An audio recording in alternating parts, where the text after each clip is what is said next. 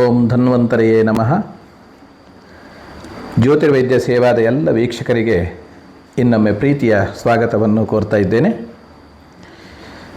ಶುಕ್ಲಾಂಬರಧರಂ ವಿಷ್ಣುಂ ಶಶಿವರ್ಣಂ ಚತುರ್ಭುಜಂ ಪ್ರಸನ್ನವದನಂ ಧ್ಯಾಯೇ ಸರ್ವವಿಘ್ನೋಪಶಾಂತಯೇ. ಇಂದು ನಾವು ಹೇಳಲಿಕ್ಕಿರುವಂತಹ ವಿಷಯ ಆಯುರ್ವೇದದಲ್ಲಿ ಹೇಳಿದಂತಹ ಬಹಳ ಪ್ರಧಾನವಾದಂತಹ ಒಂದು ವಿಚಾರ, ಅಧಾರಣೀಯ ವೇಗಗಳ ಬಗ್ಗೆ. ಆಯುರ್ವೇದ ಎನ್ನುವಂಥದ್ದು ಒಂದು ಜೀವನ ಪದ್ಧತಿಯ ಶಾಸ್ತ್ರ. ಸ್ವಸ್ಥಸ್ಯ ಸ್ವಾಸ್ಥ್ಯ ರಕ್ಷಣಂ ಆತುರಸ್ಯ ವಿಕಾರ ಪ್ರಶಮನಂ ಎಂದು ಹೇಳಿದ್ದಾರೆ.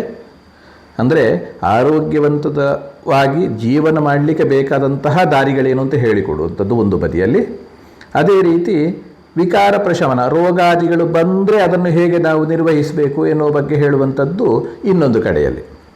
ಇದು ಎರಡನ್ನು ಒಳಗೊಂಡಂತಹ ಶಾಸ್ತ್ರ ನಮ್ಮ ಹೆಮ್ಮೆಯ ಆಯುರ್ವೇದ. ಆಯುರ್ವೇದ ಎನ್ನುವಂಥದ್ದು ಕೇವಲ ಒಂದು ಡಿಗ್ರಿ ಮಾಡಲಿಕ್ಕೆ ಇರುವಂತಹ ಒಂದು ಶಾಸ್ತ್ರವಾಗಿ ಉಂಟು ಅಂತ ಆಗಿದ್ದರೆ ಅದು ತಪ್ಪು. ಆಯುರ್ವೇದ ನಿಜವಾಗಿ ಪ್ರಾಥಮಿಕ ಹಂತದಿಂದಲೇ ಪ್ರತಿ ಮನೆಯಲ್ಲಿಯೂ ಪ್ರತಿ ಶಾಲೆಯಲ್ಲಿಯೂ ಕಲಿಸಬೇಕಾದಂತಹ ಒಂದು ಅತಿ ಅಗತ್ಯದ ಆರೋಗ್ಯ ಶಾಸ್ತ್ರ. ಯಾಕೆಂದರೆ ಜೀವನ ಶೈಲಿಯನ್ನೇ ಅದು ಹೇಳಿಕೊಡುವಂಥದ್ದು. ಹೇಗೆ ನಮ್ಮ ಆಹಾರ ಇರಬೇಕು, ಹೇಗೆ ನಮ್ಮ ವಿಹಾರ ಇರಬೇಕು, ಇದು ಎಲ್ಲವನ್ನು ಹೇಳಿಕೊಡುವಂತಹ ಶಾಸ್ತ್ರ ಆಯುರ್ವೇದ. ಯಾಕೆಂದರೆ ಆರೋಗ್ಯವೇ ಭಾಗ್ಯ. ಆರೋಗ್ಯ ಇಲ್ಲದಿದ್ದರೆ ಯಾವುದಾದ್ರೂ ಉಂಟಾ? ಇವತ್ತು ನಾವು ಈ ಹಂತದಲ್ಲಿಯೇ ದಾರಿ ತಪ್ತಾ ಇದ್ದೇವೆ. ಆಯುರ್ವೇದದ ಬಗ್ಗೆ ನಮಗೆ ಏನು ಗೊತ್ತಿಲ್ಲ, ಮಾಹಿತಿಗಳಿಲ್ಲ. ಮಕ್ಕಳನ್ನು ಹೇಗೆ ಬೆಳೆಸಬೇಕು ಅಂತ ತಾಯಿಗೂ ಗೊತ್ತಿಲ್ಲ, ತಂದೆಗೂ ಗೊತ್ತಿಲ್ಲ. ಅಜ್ಜಿ ಹೇಳಿದ್ರದಕ್ಕೆ ಬೆಲೆ ಇಲ್ಲ. ಇಂತಹ ಕಾಲ ಆಗಿದೆ. ಆದ ಕಾರಣ ಆಯುರ್ವೇದದ ಅದೆಷ್ಟೋ ಜ್ಞಾನ ಭಂಡಾರ ಅಂತ ಹೇಳುವಂಥದ್ದು ಅವರೊಟ್ಟಿಗೆ ಹೋಗ್ತಾ ಉಂಟು, ಅದು ಅಳೆದು ಹೋಗ್ತಾ ಉಂಟು. ಹಾಗೆ ಆಗಬಾರ್ದು. ಆದ ಕಾರಣ ಎಲ್ಲರೂ ಆಯುರ್ವೇದದ ಬಗ್ಗೆ ಆಸಕ್ತರಾಗಿ ಇದರ ವಿಚಾರಗಳನ್ನು ತಿಳ್ಕೊಳ್ಳುವಂತಹ ಒಂದು ಆಸಕ್ತಿಯನ್ನು ವಹಿಸಿಕೊಳ್ಳುವ ಅಂತ ಹೇಳ್ತಾ, ಇಂದು ನಾವು ಮಾತಾಡಲಿಕ್ಕಿರುವಂಥದ್ದು ಅಧಾರಣೀಯ ವೇಗಗಳ ಬಗ್ಗೆ.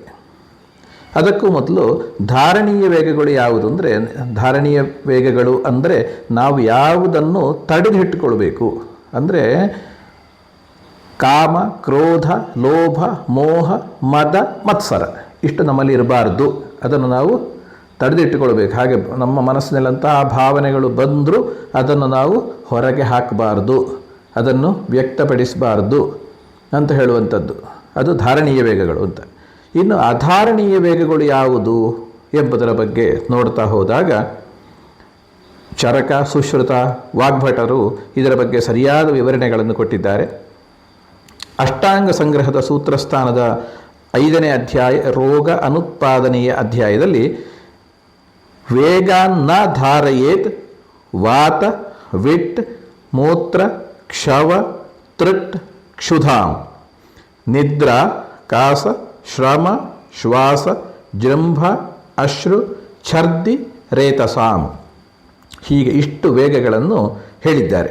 13 ವೇಗಗಳನ್ನು ನಾವು ಧಾರಣೆ ಮಾಡಬಾರ್ದು, ಅಂದರೆ ಅದನ್ನು ಕಟ್ಟಿ ಇಡಬಾರ್ದು, ಅದನ್ನು ಬರುವ ಸಮಯಕ್ಕೆ ಸರಿಯಾಗಿ ಬರಲಿಕ್ಕೆ ಬಿಡಬೇಕು ಅಂತ ಹೇಳುವುದನ್ನು ಹೇಳಿದ್ದಾರೆ. ಹಾಗೆ ಇದರಲ್ಲಿ ನಾವು ಇವತ್ತಿಗೆ ಎಲ್ಲವನ್ನು ಚಿಂತನೆ ಮಾಡಲಿಕ್ಕೆ ಕಷ್ಟ. ಅಪಾನವಾಯು ಮತ್ತು ಮಲ ಪ್ರವೃತ್ತಿ, ಇದು ಎರಡರ ಬಗ್ಗೆ ನಾವಿಂದಿನ ಈ ಒಂದು ಪಾಡ್ಕಾಸ್ಟಲ್ಲಿ ವಿವರಣೆಗಳನ್ನು ತಿಳ್ಕೊಳ್ಳೋಣ. ಅಪಾನವಾತ ಹೂಸು ಅಂತ ನಾವು ಹೇಳ್ತೇವೆ, ಅಧೋವಾತ ಅಂತ ಹೇಳ್ತಾರೆ. ಇದನ್ನು ತಡೆದರೆ ಏನೆಲ್ಲ ತೊಂದರೆ ಆಗ್ತದೆ ಎನ್ನುವುದರ ಬಗ್ಗೆ ನೋಡುವಾಗ, ಗುಲ್ಮ ಅಂದರೆ ಹೊಟ್ಟೆಯಲ್ಲಿ ಏನೋ ಒಂದು ಹೊರಳಾಡಿದ ಹಾಗೆ ಆಗುವಂತಹ ಅನುಭವ, ಚೆಂಡು ಹೊರಳಾಡಿದ ಹಾಗೆ. ಉದಾವರ್ತ ಅಂದರೆ ವಾಯು ಹೊಟ್ಟೆಯಲ್ಲಿ ಏನೋ ಮೇಲೆ ಮೇಲೆ ಮೇಲೆ ಮೇಲೆ ಬಂದ ಹಾಗೆ, ಹೊಟ್ಟೆ ಉಬ್ಬರಿಸಿದ ಹಾಗೆ ಆಗುವಂಥದ್ದು, ಅಲ್ಲಿ ಓಡಿದ ಹಾಗೆ ಆಗುವಂಥದ್ದು. ಬೆನ್ನು, ಹೊಟ್ಟೆ, ಕಿಬ್ಬೊಟ್ಟೆಯ ಭಾಗದಲ್ಲಿ ನೋವಾಗುವಂಥದ್ದು. ಇಂದ್ರಿಯಗಳಿಗೆ, ಜ್ಞಾನೇಂದ್ರಿಯ, ಕರ್ಮೇಂದ್ರಿಯ ಎಲ್ಲದಲ್ಲಿಯೂ ಒಂದು ಆಯಾಸ, ಕೈಕಾಲೆಲ್ಲ ಆಯಾಸ ಆಗುವಂಥದ್ದು, ಸುಸ್ತಾಗುವಂಥದ್ದು, ಕಣ್ಣು ಬಚ್ಚಿದಾಗ ಆಗುವಂಥದ್ದು. ಮಲ, ಮೂತ್ರ, ವಾಯು ಇತ್ಯಾದಿ ಹೊರಗೆ ಹೋಗಲಿಕ್ಕೆ ಕಷ್ಟ ಆಗುವಂಥದ್ದು. ಕಣ್ಣಿನ ಶಕ್ತಿ ಕುಂದುವಂಥದ್ದು. ಜಠರಾಗ್ನಿ ಅಂದರೆ ಹಸಿವೆ ಕಡಿಮೆ ಆಗುವುದು. ಇದು ಎಲ್ಲವನ್ನು ಹೇಳಿದ್ದಾರೆ. ಇದನ್ನೇ ಎಲ್ಲರೂ ನಾವು ಒಂದಲ್ಲರೆ ಒಂದು ದಿವಸ ಅನುಭವಿಸಿರ್ತೇವೆ ಈ ತೊಂದರೆಗಳನ್ನು. ಅದು ಈ ಕಾರಣ ಅಂತ ನಮಗೆ ಎಷ್ಟೋ ಸಲ ಗೊತ್ತೇ ಇರುವುದಿಲ್ಲ. ಎಷ್ಟೋ ಸಲ ನಾವು ಎಷ್ಟೋ ಜನರಲ್ಲಿರುವಾಗ ಕೆಲವು ಸಲ ನಮಗೆ ಅದನ್ನು ಸಶಬ್ದವಾಗಿ ಬಿಡುವಂಥದ್ದು ಅಷ್ಟೊಂದು ಔಚಿತ್ಯಪೂರ್ಣ ಅಲ್ಲದಿದ್ದರೂ ಸಾಧ್ಯವಾದಷ್ಟು ಮಟ್ಟಿಗೆ ನಾವು ಅದನ್ನು ಆದಷ್ಟು ಕಟ್ಟಿ ಇಡಬಾರ್ದು. ಅಪಾನವಾಯುವನ್ನು ಹೊರಗೆ ಹೋಗಲಿಕ್ಕೆ ಬಿಡಬೇಕು ಅಂತ ಹೇಳುವಂಥದ್ದು ಕೂಡ ಅಷ್ಟೇ ಮುಖ್ಯ. ಹಾಗೆ ಅದಕ್ಕೆ ಪರಿಹಾರ ಏನು ಮಾಡಬಹುದು ಅಂದರೆ ಸ್ನೇಹ ಸ್ವೇದ, ಎಣ್ಣೆ ಹಚ್ಚುವಂಥದ್ದು ಶರೀರಕ್ಕೆ, ಅದೇ ರೀತಿ ಬೆವರಿಸುವಂತಹ ಒಂದು ಪ್ರಕ್ರಿಯೆಗಳನ್ನು ಮಾಡುವಂಥದ್ದು, ವರ್ತಿ ಅಂದರೆ ಬತ್ತಿಯನ್ನು ಗುದದ್ವಾರದ ಭಾಗಕ್ಕೆ ಇಡುವಂಥದ್ದು, ಅದೇ ರೀತಿ ಭೋಜನ ಅದಕ್ಕೆ ಆಗುವಂತಹ ವಾಯು ಶಮನ ಮಾಡುವಂತಹ ರೀತಿಯ ಆಹಾರಾದಿಗಳನ್ನು ಸೇವಿಸುವಂಥದ್ದು, ದ್ರವಾಹಾರವನ್ನು ಸಾಕಷ್ಟು ಸೇವನೆ ಮಾಡುವಂಥದ್ದು, ಬಸ್ತಿ ಚಿಕಿತ್ಸೆ ಅಂದರೆ ಎನಿಮಾ ಅಂತಲೂ ಅದನ್ನು ಹೇಳ್ತಾರೆ. ನಿಜವಾಗಿ ಎನಿಮಾಕ್ಕೂ ಬಸ್ತಿಗೂ ತುಂಬ ವ್ಯತ್ಯಾಸ ಇದೆ. ಎನಿಮಾ ಅಂತ ಹೇಳುವಂಥದ್ದು ಅದರ ಒಂದು ಪಾರ್ಟ್ ಅಂತ ಹೇಳಬಹುದು. ಬಸ್ತಿ ಚಿಕಿತ್ಸೆ ಅಂದರೆ ತುಂಬ ಅದಕ್ಕೆ ಪೂರ್ವ ಕರ್ಮ ಮತ್ತು ಪ್ರಧಾನ ಕರ್ಮ, ಪಶ್ಚಾತ್ ಕರ್ಮ ಅಂತ ಹೀಗೆ ಬೇರೆ ಬೇರೆ ವಿಧಾನಗಳಿದೆ. ಪಂಚಕರ್ಮದಲ್ಲಿ ಒಂದು. ಆ ಕ್ರಿಯೆಗಳನ್ನೆಲ್ಲ ಮಾಡಬೇಕು ಅಂತ ಹೇಳಿದ್ದಾರೆ. ಈ ಅಪಾನ ವಾಯುವಿನ ತಡೆಯಿಂದ ಅದೆಷ್ಟೋ ರೋಗಗಳು ಬರ್ತದೆ.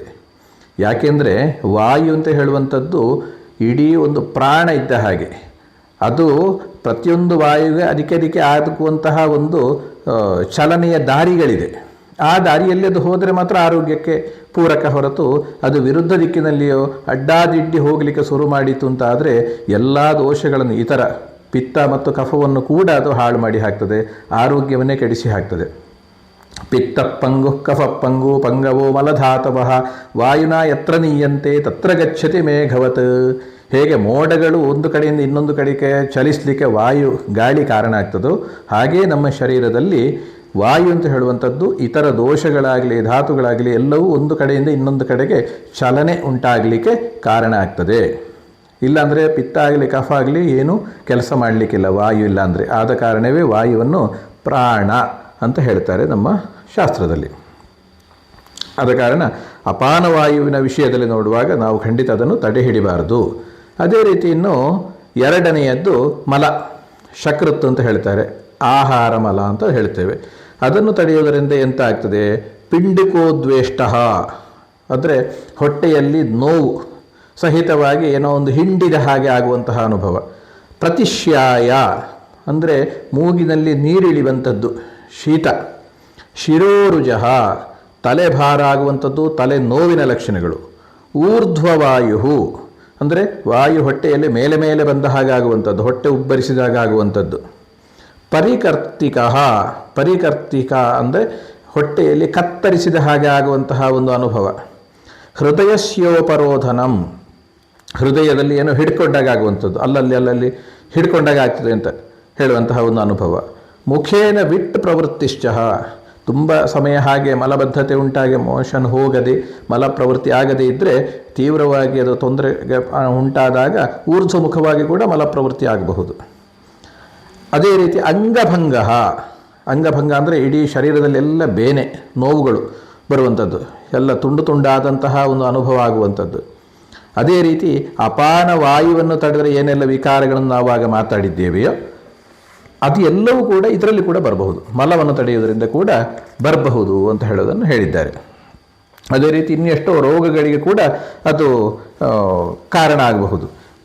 ಬಸ್ತಿ ಮೇಢ್ರ ವಂಕ್ಷಣ ವೇದನಾ ಅಂತ ಅಂದರೆ ಸೊಂಟದ ಭಾಗದಲ್ಲಿ, ಕೆಳಹೊಟ್ಟೆಯ ಭಾಗದಲ್ಲಿ, ಮೂತ್ರಾಶಯದ ಭಾಗದಲ್ಲಿ, ಜನನೇಂದ್ರಿಯದ ಭಾಗದಲ್ಲಿ ಅಲ್ಲಿ ಎಲ್ಲ ನೋವುಗಳ ಲಕ್ಷಣಗಳು ಕೂಡ ಬರಬಹುದು. ಹಾಗೆ ಮಲಪ್ರವೃತ್ತಿಯ ಒಂದು ಸಮಸ್ಯೆಯನ್ನು ಸರಿ ಮಾಡಲಿಕ್ಕೆ, ಮಲಬದ್ಧತೆಯನ್ನು ಸರಿ ಮಾಡಲಿಕ್ಕೆ ಅಥವಾ ಮಲಪ್ರವೃತ್ತಿಯನ್ನು ಸರಿಯಾಗಿ ಆಗಲಿಕ್ಕೆ ಏನು ಮಾಡಬೇಕು ಅಂದರೆ ವರ್ತಿ ಚಿಕಿತ್ಸೆ. ಆಗ ನಾವು ಹೇಳಿದ ಹಾಗೆ ಬತ್ತಿ ಇತ್ಯಾದಿಗಳನ್ನು ನೀಡುವಂಥದ್ದು. ಬರೀ ಬತ್ತಿಯನ್ನು ನೀಡುವುದಲ್ಲ, ಅದಕ್ಕೆ ಕ್ಷಾರದ್ರವ್ಯಗಳು ಅಥವಾ ಈಗ ಹರಳೆಣ್ಣೆಯಂತಹ ಯಾವುದಾದ್ರು ತೈಲಗಳು ಅದನ್ನು ಪೂಸಿಕೊಂಡು ಅದನ್ನು ಆ ಭಾಗಕ್ಕೆ, ಗುದ್ದದ ಭಾಗಕ್ಕೆ ಇಡುವುದರಿಂದ ಮೋಷನ್ ಸಡಿಲಾಗಲಿಕ್ಕೆ ಅನುಕೂಲ ಆಗ್ತದೆ. ಎಷ್ಟೋ ಸಲ ನಾವು ಸಣ್ಣ ಮಕ್ಕಳಿಗೆ ಮಲಪ್ರವೃತ್ತಿ ಆಗದಿದ್ದರೆ ಇಂತಹ ಚಿಕಿತ್ಸೆಗಳನ್ನು ಮಾಡ್ತೇವೆ. ದೊಡ್ಡವರಿಗೆ ಕೂಡ ಧಾರಾಳವಾಗಿ ಅದನ್ನು ಮಾಡಬಹುದು, ಅದರಲ್ಲಿ ಯಾವುದೇ ಅಪಾಯ ಇರುವುದಿಲ್ಲ. ಅದೇ ರೀತಿ ಮೈಗೆ ಎಣ್ಣೆ ಹಚ್ಚುವಂಥದ್ದು ಅಥವಾ ಬೆವರಿಸುವಂಥದ್ದು, ಕಷಾಯ ತೈಲವನ್ನು ಸೇರಿಸಿದಂತಹ ಪಾತ್ರೆಯಲ್ಲಿ, ಹಾಕಿದಂತಹ ಪಾತ್ರೆಯಲ್ಲಿ ಕುಳಿತುಕೊಳ್ಳುವಂಥದ್ದು. ಗುದದ್ವಾರದ ಭಾಗ, ಕೆಳಹೊಟ್ಟೆಯ ಭಾಗ ಅದೆಲ್ಲವೂ ಅದರಲ್ಲಿ ಮುಳುಗುವ ಹಾಗೆ ಅವಗಾಹ ಅಂತ ಹೇಳ್ತೇವೆ. ಆ ರೀತಿಯಲ್ಲಿ ಕುಳಿತುಕೊಳ್ಳುವಂಥದ್ದು ಇದು ಕೂಡ ಪ್ರಯೋಜನ ಆಗ್ತದೆ. ಮಲಪ್ರವೃತ್ತಿಕರವಾದಂತಹ ಅನ್ನ ಪಾನ ಆಹಾರದಲ್ಲೆಲ್ಲ ಮಲಬದ್ಧತೆ ಉಂಟಾಗುವಂತಹ ಆಹಾರಗಳನ್ನು ಸೇವಿಸದೇ ಇರಬೇಕು. ಮಲಬದ್ಧತೆಯನ್ನು ನಿವಾರಿಸುವಂತಹ ರೀತಿಯ ಆಹಾರವನ್ನು ಹೆಚ್ಚು ನಾವು ಉಪಯೋಗ ಮಾಡಬೇಕು. ದ್ರವಾಂಶ ಶರೀರಕ್ಕೆ ಕಡಿಮೆ ಆಗದ ಹಾಗೆ ಕೂಡ ಗಮನ ಕೊಟ್ಟುಕೊಳ್ಬೇಕು. ಉದಾಹರಣೆಗೆ ಈಗ ಏರಂಡ ತೈಲ, ಹರಳೆಣ್ಣೆ ಅಂತ ಹೇಳ್ತೇವೆ, ಇದನ್ನು ಉಪಯೋಗ ಮಾಡುವುದರಿಂದ ಮಲಬದ್ಧತೆ ತುಂಬ ಪರಿಹಾರ ಆಗ್ತದೆ. ವಾಯುವಿನ ವಿಕಾರಗಳು ಕೂಡ ಕಡಿಮೆ ಆಗ್ತದೆ. ಹಣ್ಣುಗಳಲ್ಲಿ ದ್ರಾಕ್ಷಿ ಆಗಿರಬಹುದು ಅಥವಾ ಪಪ್ಪಾಯ ಆಗಿರಬಹುದು, ಇದರ ಸೇವನೆ ತುಂಬ ಪ್ರಯೋಜನ ಆಗ್ತದೆ ಮಲಬದ್ಧತೆ ಇರುವವರಿಗೆ.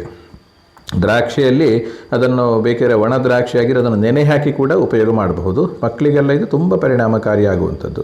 ಪಪ್ಪಾಯ ಕೂಡ ಹಾಗೆ ಮಕ್ಕಳ ಹುಳದ ಸಮಸ್ಯೆಗೆ ಕೂಡ ಪ್ರಯೋಜನ ಆಗ್ತದೆ, ಮಲಬದ್ಧತೆಯನ್ನು ಕಡಿಮೆ ಮಾಡ್ತದೆ, ಆರೋಗ್ಯಕ್ಕೆ ಅದು ಒಳ್ಳೆಯದು. ಇನ್ನು ನಮ್ಮ ಆಯುರ್ವೇದದಲ್ಲಿ ಹೇಳುವಾಗ ಅವಿಪತ್ತಿಗರ ಚೂರ್ಣ ಅಂತ ಇದೆ, ಸ್ವಾದಿಷ್ಟ ವಿರೇಚನ ಚೂರ್ಣ ಅಂತ ಇದೆ, ತ್ರಿಫಲಾ ಚೂರ್ಣ ಅಂದರೆ ತಾರೆಕಾಯಿ ಮತ್ತು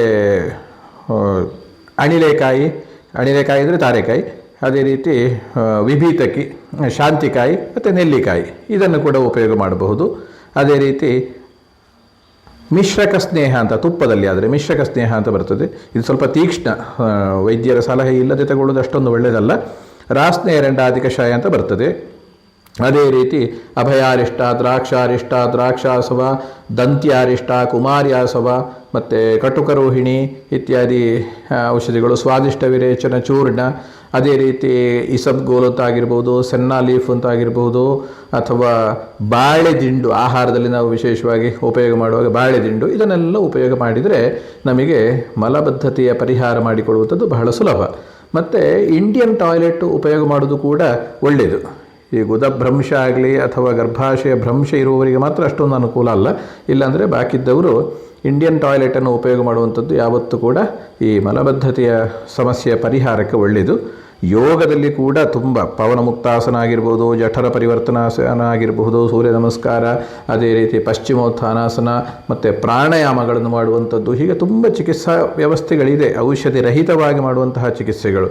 ಇದು ಎಲ್ಲವೂ ಕೂಡ ನಮಗೆ ತುಂಬ ಪರಿಣಾಮವನ್ನು ಕೊಡುತ್ತದೆ. ಆ ರೀತಿಯಲ್ಲಿ ಮಲಪ್ರವೃತ್ತಿಯನ್ನು ನಾವು ಸರಿ ಮಾಡಿಕೊಳ್ಳಲಿಕ್ಕೆ ಪ್ರಯತ್ನ ಖಂಡಿತವಾಗಿ ಮಾಡಬೇಕು. ಮತ್ತು ಇಂದು ಮುಖ್ಯವಾಗಿ ನಮ್ಮಲ್ಲಿ ಏನಾಗಿದೆ ಅಂದರೆ, ಮಲಬದ್ಧತೆ ಉಂಟಾಗಲಿಕ್ಕೆ ಕಾರಣದಲ್ಲಿ ಶಾರೀರಿಕ ಶ್ರಮ ನಮಗೆ ಇಲ್ಲದೇ ಇರುವಂಥದ್ದು. ಎಲ್ಲರೂ ನಾವಿವತ್ತು ಈ ಯಾಂತ್ರಿಕ ಯುಗದಲ್ಲಿರುವ ಕಾರಣ ಎಲ್ಲ ಕೆಲಸಗಳಿಗೂ ನಮಗೆ ಮೆಷಿನರಿಗಳು ಉಂಟು. ಯಾವುದಕ್ಕೆ ಕೂಡ ನಾವು ಹೆಚ್ಚು ಶ್ರಮ ಪಡಬೇಕಾಗಿಲ್ಲ. ಈ ಒಂದು ಕಾರಣದಿಂದಲೇ ನಮಗೆ ಶಾರೀರಿಕವಾಗಿ ಬೆವರುವಂಥದ್ದಾಗಲಿ, ಕೆಲಸ ಮಾಡುವಂಥದ್ದಾಗಲಿ, ಸರಿಯಾದ ಒಂದು ಹೊಟ್ಟೆಯ ಭಾಗಕ್ಕೆ ಚಲನೆಗಳು ಸಿಗ್ತಾ ಇಲ್ಲ. ಅದರಿಂದಾಗಿ ಮಲಬದ್ಧತೆ ತುಂಬ ಒಂದು ಸಮಸ್ಯೆ ಆಗಿದೆ. ಇದರಿಂದಾಗಿ ಮಲಬದ್ಧತೆ ಮಾತ್ರ ಅಲ್ಲ, ಇಡೀ ಆರೋಗ್ಯವೇ ನಮ್ಮದು ತುಂಬ ಕೆಡ್ತಾ ಉಂಟು. ಶ್ರಮ ಇಲ್ಲ, ಶ್ರಮದ ಒಂದು ದಾರಿಯಲ್ಲಿ ನಾವಿವತ್ತು ನಡೆಯುತ್ತಾ ಇಲ್ಲ. ಆದ ಕಾರಣ ನಾನು ಹೇಳೋದು ಇಷ್ಟೇ, ಯಾವುದೇ ನಾವು ಕೆಲಸದಲ್ಲಿ ಇರಬಹುದು, ನಾವು ಡಾಕ್ಟರ್ ಆಗಿರ್ಬೋದು, ಇಂಜಿನಿಯರ್ ಆಗಿರ್ಬೋದು, ಲೆಕ್ಚರರ್ ಆಗಿರ್ಬೋದು, ಅಥವಾ ಚಾರ್ಟೆಡ್ ಅಕೌಂಟೆಂಟ್ ಆಗಿರಬಹುದು, ಯಾವುದೇ ಕೆಲಸದಲ್ಲಿ ಇರುವವರಾಗಿದ್ದರೂ ಕೂಡ ಕನಿಷ್ಠ ದಿವಸದಲ್ಲಿ 1 ಅಥವಾ 2 ಗಂಟೆಯಷ್ಟು ಹೊತ್ತಾದರೂ ಶಾರೀರಿಕ ಶ್ರಮದ ಕೆಲಸಕ್ಕೆ ನಮ್ಮನ್ನು ನಾವು ತೊಡಗಿಸಿಕೊಳ್ಳಬೇಕು. ಅದು ನಮ್ಮ ಮನಸ್ಸನ್ನು ಉಲ್ಲಾಸದಲ್ಲಿಡ್ತದೆ, ಅದೇ ರೀತಿ ನಮ್ಮ ಆರೋಗ್ಯವನ್ನು ರಕ್ಷಿಸಿಕೊಳ್ಳಲಿಕ್ಕೆ ತುಂಬ ಪ್ರಯೋಜನ ಆಗ್ತದೆ. ಇವತ್ತು ನಾವು ಬೆವರ್ತಾ ಇಲ್ಲ ಅಂತ.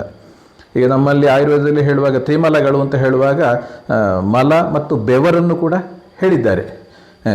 ಶಕೃತ್ ಸ್ವೇದ ಅಂತ, ಸ್ವೇದ ಅಂದರೆ ಬೆವರುವಂಥದ್ದು. ಈ ಬೆವರುವಂಥದ್ದು ಇಲ್ಲ ಅಂತ ಆದ ಕೂಡಲೇ ಏನಾಯಿತು, ಕಿಡ್ನಿಗೆ ತುಂಬ ಲೋಡ್ ಆಯಿತು. ಅದೇ ರೀತಿ ಕೊಬ್ಬಿನಂಶ ಹೆಚ್ಚಿಂದು ಹೊರಗೆ ಹೋಗಲಿಕ್ಕೆ ಅವಕಾಶ ಇಲ್ಲದಾಗಾಯಿತು. ಇದರಿಂದಾಗಿ ಆರೋಗ್ಯ ತುಂಬ ಕೆಟ್ಟು ಹೋಗ್ತದೆ. ಹಾಗಾಗಿ ಶ್ರಮ ಪಡುವಂಥದ್ದು ಮತ್ತು ಶರೀರ ಬೆವರುವಂತೆ ಮಾಡುವಂಥದ್ದು ಕೂಡ ಅತೀ ಅಗತ್ಯ ಅಂತ ನಾನು ಈ ಸಂದರ್ಭದಲ್ಲಿ ಹೇಳಲಿಕ್ಕೆ ಇಚ್ಛೆ ಪಡ್ತೇನೆ. ಇವತ್ತೀಗ 2 ವಿಷಯಗಳನ್ನು, ಅಧಾರಣೀಯ ವೇಗಗಳ ಬಗ್ಗೆ ನಾವು ತಿಳ್ಕೊಂಡದ್ದಾಯಿತು. ಮುಂದಿನ ಸಂಚಿಕೆಯಲ್ಲಿ ಇನ್ನು ಮುಂದಿನ ವಿಚಾರಗಳನ್ನು ಹೇಳ್ತಾ ಬರ್ತೇನೆ. ಅಂತೂ ನೀವೆಲ್ಲ ಪ್ರೀತಿಯಿಂದ ನಮ್ಮ ಈ ಜ್ಯೋತಿರ್ವೈದ್ಯ ಸೇವಾ ಇದರ ಈ ಒಂದು ಮಾಹಿತಿಗಳನ್ನು ಪಡ್ಕೊಳ್ತಾ ಇದ್ದೀರಿ. ನನಗೆ ಅತೀವ ಸಂತೋಷ ಆಗ್ತಾ ಇದೆ. ಯಾಕೆಂದರೆ ಸಮಾಜಕ್ಕೆ ಇದು ತಲುಪಬೇಕು ಎನ್ನುವಂತಹ ಉದ್ದೇಶ. ಸಣ್ಣ ಮಗುವಿನಿಂದ ಆರಂಭ ಮಾಡಿ 80-90 ವರ್ಷದವರು ಕೂಡ ಕಲಿಬೇಕಾದಂತಹ ಎಷ್ಟೋ ವಿಷಯಗಳು ಇದರಲ್ಲಿ ಇರ್ತದೆ. ನನಗೆ ತಿಳಿದಂತಹ ಈ ಒಂದು ಸ್ವಲ್ಪ ಜ್ಞಾನವನ್ನು ನಿಮ್ಮೊಂದಿಗೆ ಹಂಚಿಕೊಳ್ಬೇಕು ಅಂತ ಹೇಳುವಂತಹ ಇಚ್ಛೆಯೊಂದಿಗೆ ನಾವು ಈ ಒಂದು ಜ್ಯೋತಿರ್ವೈದ್ಯ ಸೇವಾ ಎನ್ನುವಂತಹ ಒಂದು ಚಾನಲನ್ನು ಆರಂಭ ಮಾಡಿದ್ದೇವೆ. ನೀವೆಲ್ಲ ಲೈಕ್ ಮಾಡಿ, ಶೇರ್ ಮಾಡಿ, ಸಬ್ಸ್ಕ್ರೈಬ್ ಆಗಿ, ಸಾಕಷ್ಟು ಇನ್ನೊಬ್ಬರಿಗೆ ಇದನ್ನ ಬಗ್ಗೆ ಮಾಹಿತಿಗಳನ್ನು ಹೇಳಿ. ಕೆಲವು ಸಲ ಸ್ವಲ್ಪ ನಮಗೆ ಇಂತಹ ವಿಷಯಗಳು ಸ್ವಲ್ಪ ಬೋರ್ ಅಂತ ಅನ್ನಿಸ್ಲಿಕ್ಕೂ ಸಾಕು. ಆದರೂ ಇದನ್ನು ತಿಳ್ಕೊಳ್ಳುವಂಥದ್ದು ಮತ್ತು ನಮ್ಮ ಜೀವನದಲ್ಲಿ ನಾವು ಅಳವಡಿಸಿಕೊಳ್ಳುವಂಥದ್ದು ಅತೀ ಮುಖ್ಯ ಅಂತ ಹೇಳೋದನ್ನು ಹೇಳ್ತಾ ಎಲ್ರಿಗೂ ವಂದನೆಗಳು.